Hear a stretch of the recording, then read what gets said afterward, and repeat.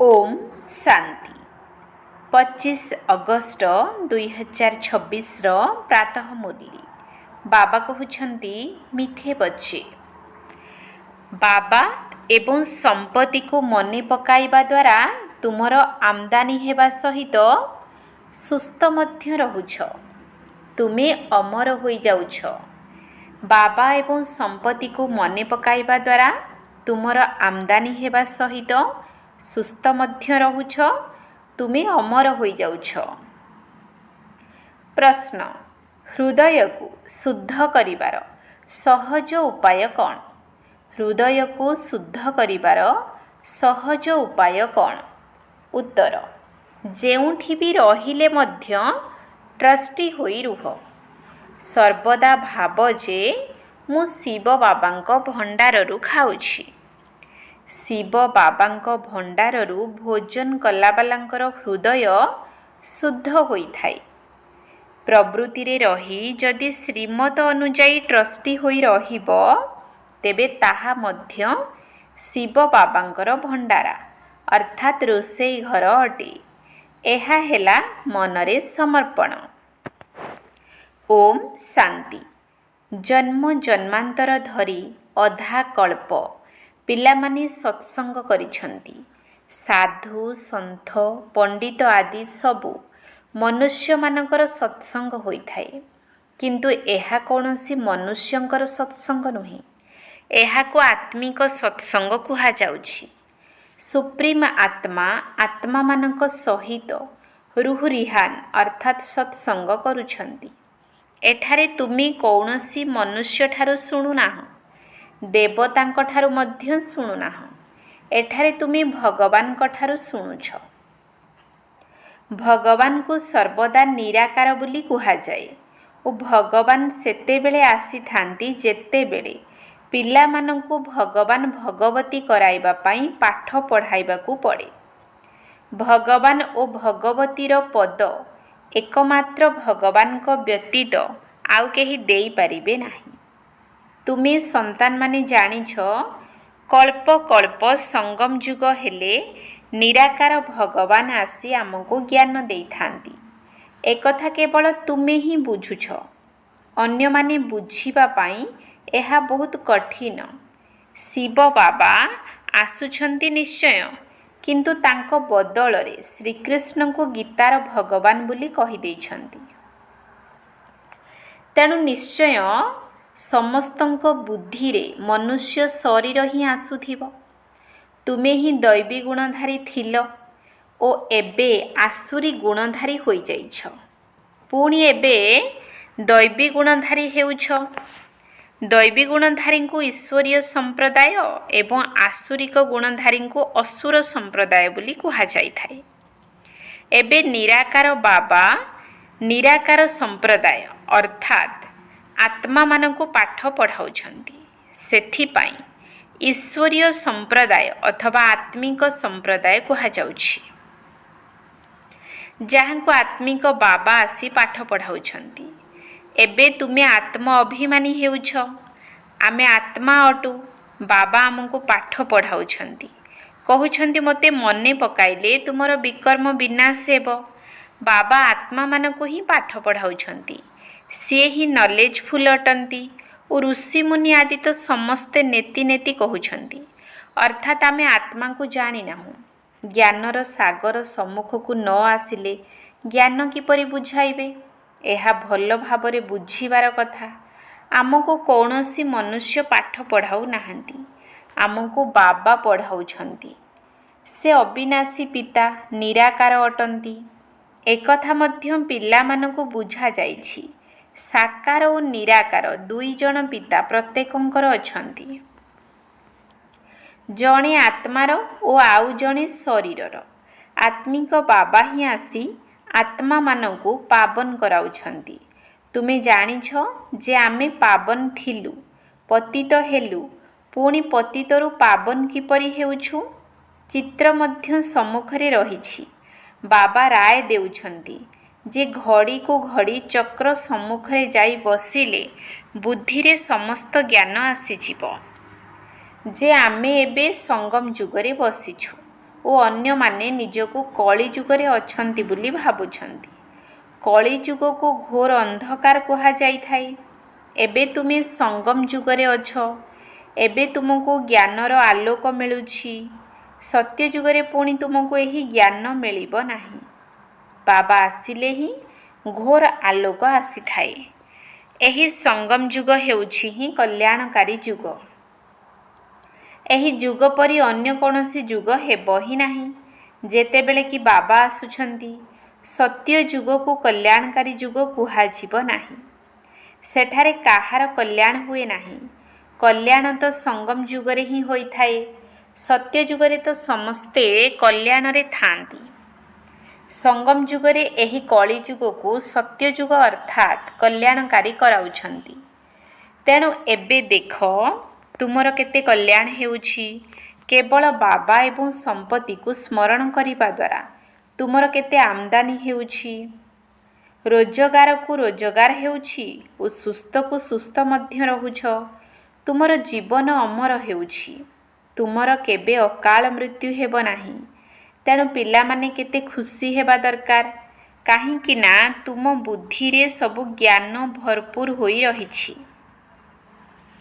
ଏଠାକୁ ତୁମେ ଆସୁଛ, ତେଣୁ ପୁରୁଷାର୍ଥ କରି ମ୍ୟୁଜିୟମରେ ଥିବା ଚିତ୍ରଗୁଡ଼ିକୁ ବୁଝାଇବା ପାଇଁ ଯୋଗ୍ୟ ହେବା ଦରକାର।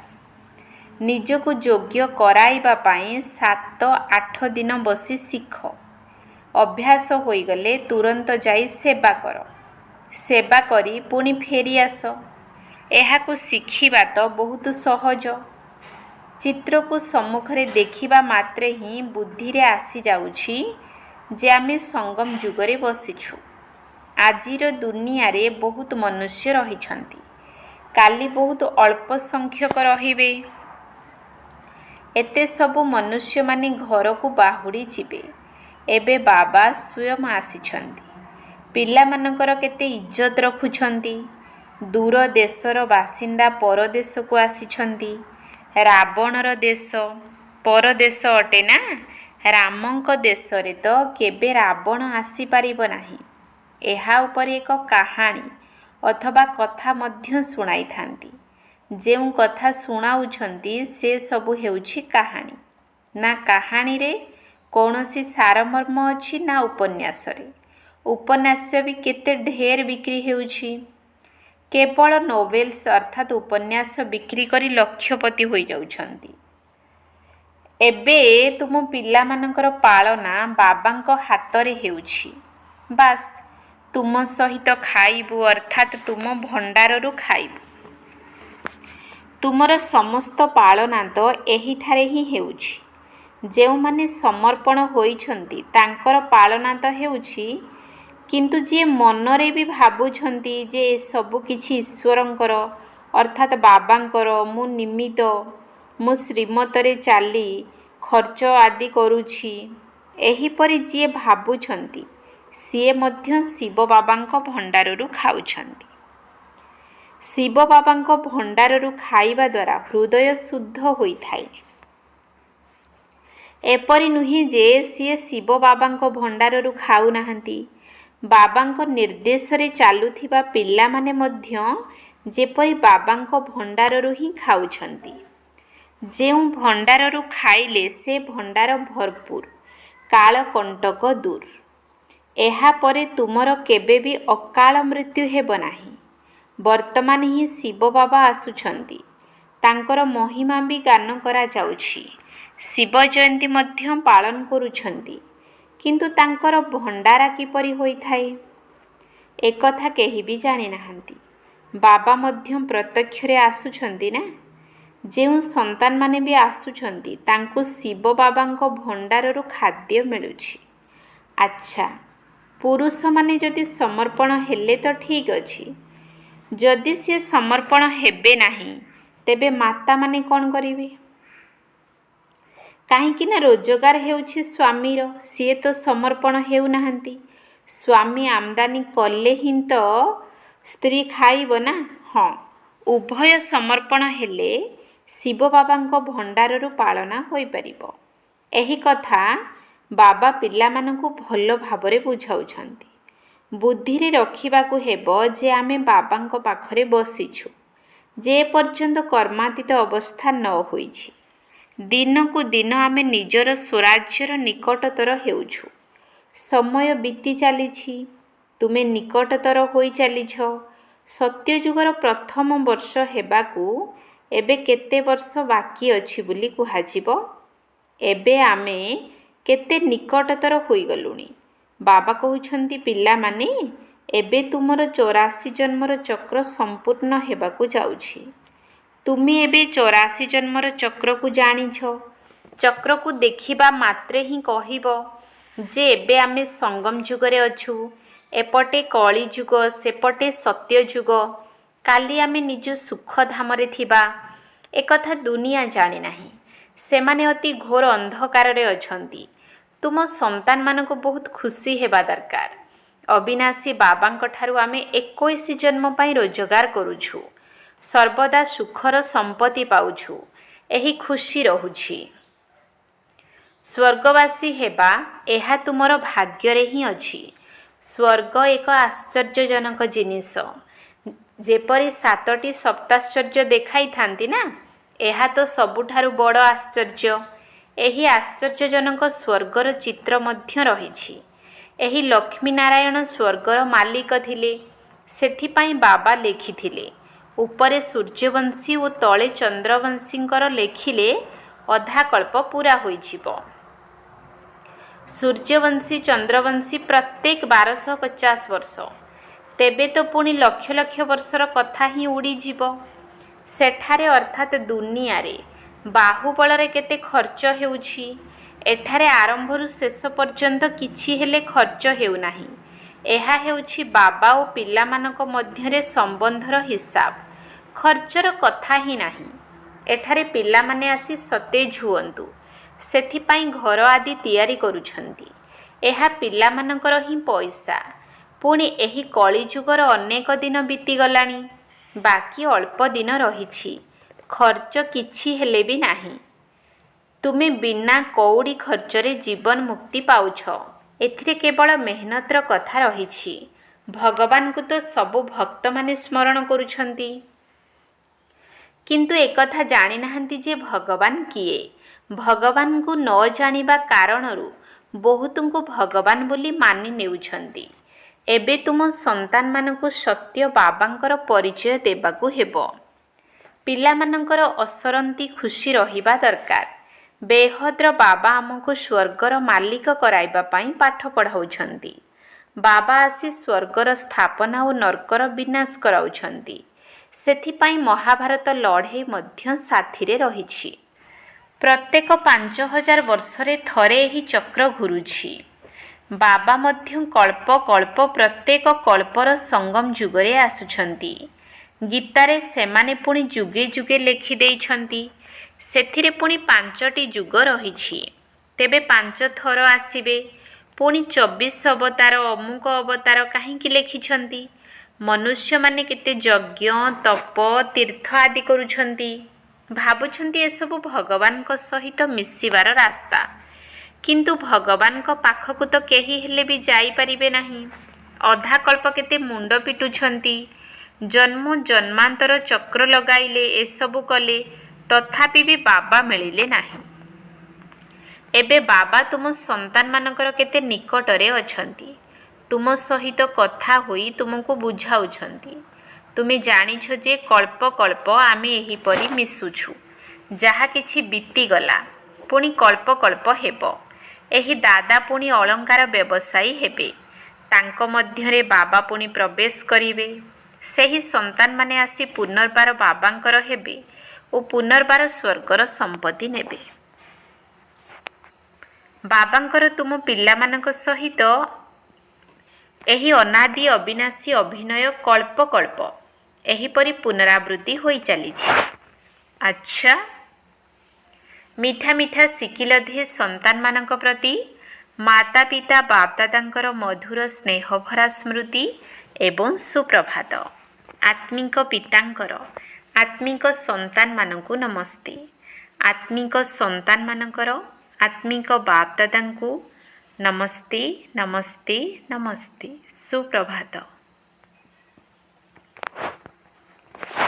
धारणा पाई मुख्य सार 1 नंबर पॉइंट एहा हेउछि कल्याणकारी संगम युग। एथिरे प्रत्येक कथारे कल्याण रहिछि। आमदानी ही आमदानी हेउछि। तेणु बाबा एवं संपत्ति को मने पकाई 21 जन्म पाई जीवन को अमर करने हेबो। एहा हेउछि कल्याणकारी संगम युग। एथिरे प्रत्येक कथारे कल्याण रहिछि। आमदानी ही आमदानी हेउछि। तेणु बाबा एवं संपत्ति को मने पकाई 21 जन्म पाई जीवन को अमर करने हेबो। 2 नंबर पॉइंट प्रवृत्ति रे रही मध्य मन एवं बुद्धि द्वारा समर्पण हेबाकु पड़िबो। श्रीमत आधार रे खर्च करने हेबो। संपूर्ण ट्रस्टी बा निमित्त होई रहिबाकु पड़िबो। शिव बाबांकर भंडारा भरपूर कालकंटक दूर। प्रवृत्ति रे रही मध्य मन एवं बुद्धि द्वारा समर्पण हेबाकु पड़िबो। श्रीमत आधार रे खर्च करिबाकु हेबो। संपूर्ण ट्रस्टी बा निमित्त होई रहिबाकु पड़िबो। शिव बाबांकर भंडारा भरपूर कालकंटक दूर। वरदान सहयोगर शक्ति द्वारा असहयोगी मानंकु सहयोग करुथिबा बाप समान परोपकारी भव। सहयोगर शक्ति द्वारा असहयोगी मानंकु सहयोग करुथिबा बाप समान परोपकारी भव। सहयोगी मानंक सहित सहयोगी हेबा एहा कौनसी महावीरता नुहे। किंतु बाबा जेपरी अपकारी मानकर मध्य उपकारी करुछंती सेहीपरि तुमे पिला माने मध्य बाबांको समान हुओ। जिए जेते भी असहयोगी हेउना काहिंकी तुमे किंतु निजर सहयोगर शक्ति द्वारा असहयोगी को मध्य सहयोगी करि दियो। एभली भाव नाही जे एही कारणरू ये आगो को बढ़ी पारु नाही। दुर्बल को दुर्बल मने करी छाड़ी दियो नाही, किंतु ताको बल देई बलवान कर। एही कथा उपरे जदि विशेष ध्यान देब तेबे सेवार योजना रूपक गहना उपरे हीरा चमकिबाकू लागिबो, अर्थात सहजरे प्रत्यक्षता होइछिबो। स्लोगान क्रोधर कारण हेला व्यर्थ बा ईर्षा। एहा ही चिड़चिड़ापणियार मूल मंजी अटे। प्रथमे एहाकू समाप्त कर। क्रोधर कारण हेला व्यर्थ बा ईर्षा। एहा ही चिड़चिड़ापणियार मूल मंजी अटे। प्रथमे एहाकू समाप्त कर। अव्यक्ति सारा अपवित्रतार बीज को मध्य समाप्त करी संपूर्ण स्वच्छ अर्थात पवित्र हुओ। पवित्रता हेला मूलदुआ एवं मूलदुआ रूपरे ब्रह्मचर्य व्रत को धारण करिबा मध्य साधारण कथा। किंतु एबे जेहेतु आगो को बढ़ी सारिलणी तेणु एबे आउ पिला दिनर स्थिति चलिबो नाही। एबे तो तुमको वानप्रस्थ स्थिति को जीवाकू हेबो। मु ब्रह्मचारी तो रहुछि, पवित्रता निश्चित अछि, केवल एतिकिरे खुशी होई जाओ नाही। मूल आधार हेला निजर संकल्प को शुद्ध कर, ज्ञान स्वरूप कर, शक्ति स्वरूप कर। संपूर्णता को प्राप्त करिबा पाई दादी प्रकाशमणि जींक गुप्त पुरुषार्थ। 19तम पुण्य स्मृति दिवस अवसर रे विशेष धारणा। 1 रे दादीजी समस्त दायित्व पालन करी मध्य लक्ष्य रखिथिले जे मु सर्वगुण रे समस्त कलारे एवं निर्विकारितारे मध्य संपन्न होई संपूर्णतार उच्च स्तर को प्राप्त करिबी। 2 रे दादीजी मन वचन एवं कर्म रे डबल अहिंसक होई समस्तंको सुख देले एवं सुख नेले। मनरे मध्य कौनसी आत्मा को ना दुख देले ना दुख नेले। 3 रे ଦାଦିଜୀ ସର୍ବଦା ଏକମାତ୍ର ବାବାଙ୍କ ଆକର୍ଷଣରେ ରହୁଥିଲେ। କୌଣସି ପୁରୁଣା ବସ୍ତୁ, ବ୍ୟକ୍ତି କିମ୍ବା ପଦାର୍ଥ ତାଙ୍କୁ ଆକର୍ଷିତ କରିପାରିନଥିଲା। ସଦା ଏକ ବାବାଙ୍କ ସ୍ମୃତିରେ ରହି ନିଜର ସୂକ୍ଷ୍ମ ବୃତ୍ତିକୁ ମଧ୍ୟ ଏକାଗ୍ର କଲେ। 4. ସଦା ସାକ୍ଷୀ ପଣିଆର ସ୍ଥିତିରେ ରହି ସାଥୀଙ୍କ ସଙ୍ଗର ଅନୁଭବ କଲେ। ତାଙ୍କ ଦୃଷ୍ଟି ବୃତ୍ତିରେ ଆତ୍ମିକତା ଏବଂ ଅଲୌକିକତା ଥିଲା। ତାଙ୍କ ସଂସ୍କାରରେ ଏତେ ରାଜକୀୟ ମର୍ଯ୍ୟାଦା ଥିଲା ଯାହାକି କାହାରି ପ୍ରଭାବରେ ସିଏ ଆସୁନଥିଲେ। 5. ସେ କେବେ କାହାରି ଅବଗୁଣକୁ ମନରେ ରଖୁନଥିଲେ ନା କାହାରି ଅବଗୁଣକୁ ଧ୍ୟାନ ଦେଉଥିଲେ। ସଦା ପରଚିନ୍ତନ, ପରଦର୍ଶନ ଏବଂ ପରମତରୁ ମୁକ୍ତ ରହି ସ୍ୱଚିନ୍ତନରେ ରହୁଥିଲେ। 6. ଦାଦିଜୀ ବ୍ରହ୍ମା ବାବାଙ୍କ ପରି ସଦା ନିର୍ମାଣ ରହୁଥିଲେ। ନିରାକାରୀ ଏବଂ ନିରହଙ୍କାରୀ ସ୍ଥିତିରେ ରହିବାର ଅଭ୍ୟାସ କରୁଥିଲେ। ସଦା ନିଜକୁ ସେବାଧାରୀ ଭାବୁଥିଲେ। କେବେ ବି ନିଜର ମହିମା ସ୍ୱୀକାର କରୁନଥିଲେ। କେହି ନିନ୍ଦା କଲେ ବ୍ୟତିବ୍ୟସ୍ତ ହେଉନଥିଲେ ଏବଂ ପ୍ରଶଂସାରେ ଖୁସି ହେଉନଥିଲେ। ସବୁ ପରିସ୍ଥିତିରେ ନିଜ ସ୍ଥିତିକୁ ସମାନ ରଖୁଥିଲେ। 7. ବାପ ଦାଦାଙ୍କଠାରୁ ମିଳିଥିବା ଦିବ୍ୟ ବୁଦ୍ଧିର ଉପହାରକୁ ସମ୍ଭାଳି ରଖିଥିଲେ। ସଦା ସମର୍ଥ ସଂକଳ୍ପ କରୁଥିଲେ। ପ୍ରତ୍ୟେକ କର୍ମ ଶ୍ରୀମତ ଅନୁସାରେ କରୁଥିଲେ। ସେଥିରେ ଟିକିଏ ବି ମନମତ କିମ୍ବା ପରମତର ମିଶ୍ରଣ ନଥିଲା। ଦିବ୍ୟ ବୁଦ୍ଧିର ଆଧାରର ପ୍ରତ୍ୟେକ ସଂକଳ୍ପ, ବାଣୀ ଓ କର୍ମ କରିବାର ଲକ୍ଷ୍ୟ ରଖି ସମ୍ପୂର୍ଣ୍ଣତାକୁ ପ୍ରାପ୍ତ କଲେ। 8 ନମ୍ବର, ସଦା ଏକ ବଳ, ଏକ ଭରସା ଏବଂ ଏକ ବାବାଙ୍କ ସହିତ ସର୍ବ ସମ୍ବନ୍ଧ ରଖୁଥିଲେ। କୌଣସି ପକ୍ଷରେ ବି ଆକର୍ଷିତ ହେଉନଥିଲେ। ସର୍ବଦା ଭାଇ ଭାଇର ଭାବନାରେ ସମସ୍ତଙ୍କୁ ଦେଖୁଥିଲେ ଏବଂ ଦୟାଭାବର ଗୁଣକୁ ଧାରଣ କରି ଦୁର୍ବଳ ଆତ୍ମାମାନଙ୍କୁ ବଳ ଦେଉଥିଲେ। ଅପକାରୀମାନଙ୍କ ଉପରେ ମଧ୍ୟ ଉପକାର କରୁଥିଲେ।